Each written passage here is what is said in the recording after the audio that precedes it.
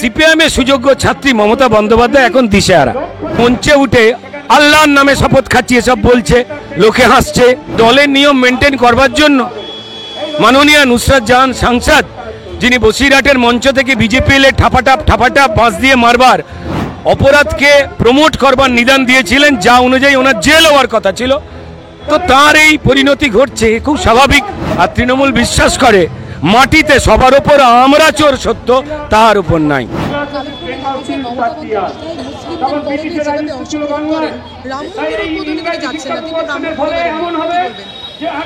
এটা হতে পারে যে সনাতনী মমতা বন্দ্যোপাধ্যায়ের পারিবারিক যা পৈতে ব্রাহ্মণ হিসেবে সেটা হারিয়ে গেছে।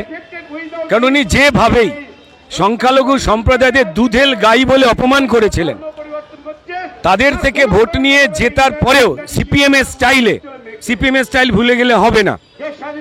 আপনারা খেয়াল করে দেখবেন, যে সিপিএম বলতো ইয়ে আজাদি ঝুটা হ্যায়, এখন তারা ব্রিগেডে উর্দুভাষী মানুষকে পশ্চিমবঙ্গের খুশি করবার জন্য সবার নাম দেন ইনসাফ, ন্যায় সভা বলেন না। তাদের চালাকি সবাই জানে। তারা যারা সমালোচনা করতেন আমাদের দেশের স্বাধীনতার, তারা আমার দেশের পতাকা লাগিয়ে ব্রিগেডে মিছিল করছেন, মিটিং করছেন। থেকেই দেশ রামচন্দ্র বিভিন্ন মিটিং মিছিলে বোঝাবার চেষ্টা করছেন। তো তাদের যেমন ছেদ বদমাইশি নাটক, গরুর মাংসকে সেকুলার প্রমাণ করার চেষ্টা, শুয়োরের মাংস লুকিয়ে রেখে সব কিছু ধরা পড়ে গেছে, ঠিক তেমনই তৃণমূলের সব কিছু যা সিপিএমের কাছ থেকে শেখা, এই সিন্ডিকেট বলুন, ভোট চুরি করু বলুন, কারখানা বন্ধ করে দেওয়া বলুন, এই সব কিছুরই প্রবর্তক তো সিপিআইএমের সুযোগ্য ছাত্রী মমতা বন্দ্যোপাধ্যায় এখন দিশেহারা। তারা কি করছে আর কি বলছে, রোজ মমতা বন্দ্যোপাধ্যায় ঘুম থেকে উঠে এত মিথ্যে কথা বলছে, উনি ভুলে যাচ্ছেন যে আমি কাল কি মিথ্যে বলেছি। তো অসহায় অবস্থায় রয়েছেন, না হাসাহাসি করে একজন বয়স্কা মানুষ হিসেবে, যিনি সংবিধানের শপথ খাওয়ার পর ব্রাহ্মণবাড়ির মেয়ে হিসেবে মাথায় হিজাব পরে মুসলিম ধর্মের সম্মান সম্ভ্রম নষ্ট করে উনি মসজিদে ঢুকে গিয়ে দাড়িতে রং করা কিছু ইমাম সাহেবদের এটা ওটা সেটা পাইয়ে দিয়ে ছকবাজি করছিলেন, সেটাও নষ্ট হয়ে গেছে। তাই ফলত তারা দিকভ্রান্ত। তাই মঞ্চে উঠে আল্লাহর নামে শপথ খাচ্ছি এসব বলছে, লোকে হাসছে। উনি ভুলে গেছিলেন কাল বলেছিলেন হিন্দুদের নামে শপথ খাচ্ছি।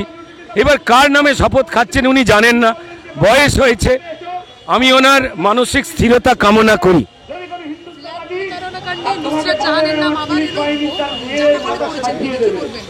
তৃণমূলের নিয়ম মেনে চুরিতে হাত পাকানো, নাম জড়ানো, তাদের চুরি ধর্মে দীক্ষিত করবার যে প্রবণতা, আইনকে অবজ্ঞা করবার জন্য তাদের আদালত এবং বিচারপতিদের উদ্দেশ্যে যে ন্যাক্কারজনক কদর্য আক্রমণ, সেই পরম্পরাকে বজায় রেখে নুসরাত জাহান একই কাজ করলেন। কিছুই নয়, তাদের দলের নেতা কর্মীদের বড় বড় টাকায় নাম জড়িয়েছে। তারা তৃণমূল দল, এই সরকার আবাস দুর্নীতিতে গ্রামের গরিব মানুষদের ঘরবাড়ি লুট করে তৃণমূলের নেতাদের আত্মীয়দের পাইয়ে দিয়েছেন, তা সবাই দেখেছে। তো এবার শহরটাও বাকি থাকবে কেন? তাই তারা নুসরাত জাহানকে এগিয়ে দিয়েছিলেন, যাও মা তুমি কি এবার শহরের আবাস দুর্নীতি করো। তা দলের নিয়ম মেনটেন করবার জন্য মাননীয় নুসরাত জাহান সাংসদ, যিনি বসিরহাটের মঞ্চ থেকে বিজেপি এলে ঠাপাটাপ বাঁশ দিয়ে মারবার অপরাধকে প্রমোট করবার নিদান দিয়েছিলেন, যা অনুযায়ী ওনার জেল হওয়ার কথা ছিল। তো তার এই পরিণতি ঘটছে, খুব স্বাভাবিক। আমি এখনও নুসরাত জাহানকে বলবো, যাদের নির্দেশে আপনি আপনার দলের যে বড় বড় নেতা নেত্রীদের নির্দেশে এই সমস্ত অন্যায় কাজে ফেসে গেছেন বা ঢুকে গেছেন, আপনি তাদের নাম বলে দিন। যদি আপনি কোনো অপরাধ না করে থাকেন তাহলে বেরিয়ে আসবেন। আর যদি অপরাধকে সাপোর্ট করেন, ব্যাংক থেকে লোন না নিয়ে বিরাট একটা সুদে লোন, যা পৃথিবীর কোনো মানুষ নেয় না, কোন একটি ফ্ল্যাট চুরির সঙ্গে জড়িয়ে যে কোম্পানিতে উনি শুনেছি ডিরেক্টর নাকি ছিলেন, স্পষ্ট করে দিন আপনার অবস্থান। আপনি প্রেস মিটের সময় সাংবাদিকদের অনেক কথাবার্তা বলে বেরিয়ে এসেছিলেন, মহুয়া মৈত্রের মতো দুপয়সা সাংবাদিক ধরনের ইঙ্গিত ছিল আপনার কথায়। একজন নারী হিসেবে আপনার কাছ থেকে তৃণমূলের যেই করলেন, মহিলাদের চুরি দুর্নীতিতে জড়িয়ে যাও, এগিয়ে বাংলা। শুধু ছেলেরা চোর তা রাখলে হবে না, মহিলাদের এগিয়ে দাও, শাইনি ঘোষদের এগিয়ে দাও। নুসরাত জাহানদের এগিয়ে দাও। এরপর নিশ্চয়ই বাকি আরোদের এগোবার চেষ্টা করছে তৃণমূল। আমি নুসরাত জাহান বা শাহিনী ঘোষদের বলবো, যদি আপনারা নিজেদের হাতে এই সমস্ত দুর্নীতির সঙ্গে জড়াবার ঐকান্তিক চেষ্টা না করে থাকেন, আপনার দলে যে বড়রা এগুলো করতে বলেছিল কোর্টের কাছে প্রমাণ সহ সেগুলো বলে দিন, আর সৎ পথে ফিরে আসুন, তৃণমূল থেকে বিরত নিন।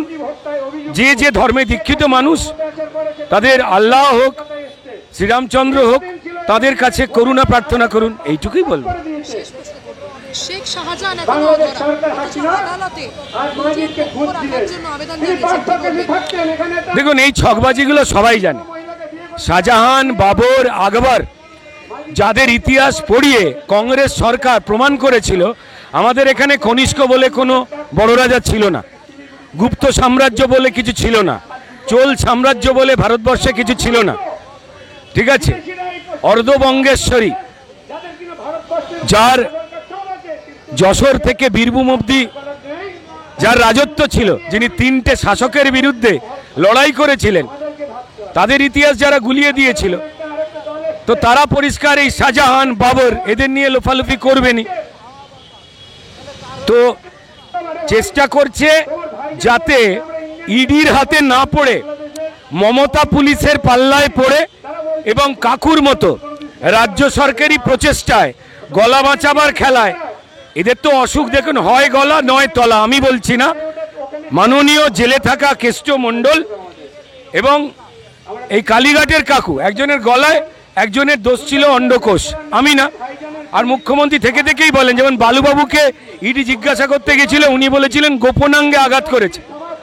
কিন্তু আবার বলছি, বালুবাবু কোর্টে দাঁড়িয়ে বলেছিলেন তার উকিল সমেত, গোপন কেন, কোনো ওপনাঙ্গেও আঘাত করা হয়নি। আমাদের মুখ্যমন্ত্রীর নজর কিভাবে ওদিকে যায়, বা তৃণমূলের নজর খালি এদিক ওদিক করে কেন জানি না। এটা ওদের দলীয় নিয়ম নীতি বা শৃঙ্খলার ব্যাপার, হয় ওপরে থাকতে হবে, না হলে অধঃপতনে, ওদের ব্যাপার। তো শাহজাহান বোধহয় চাইছে হয় তৃণমূলের হাতে মার্ডার হয়ে যাওয়া থেকে বেঁচে যেতে, আর নয় তৃণমূলের পুলিশের হাতে চলে গিয়ে যাতে ইডির হাতে না যাওয়া যায়। আমার মোটা মাথায় মনে হয়েছে। বাকি কথা বিচারক বিচারপতিরা, কোর্ট বলছেন, মাটিতে তো সবার উপর কোর্ট সত্য তাহার উপর নাই, আর তৃণমূল বিশ্বাস করে মাটিতে সবার উপর আমরা চোর সত্য তাহার উপর নাই।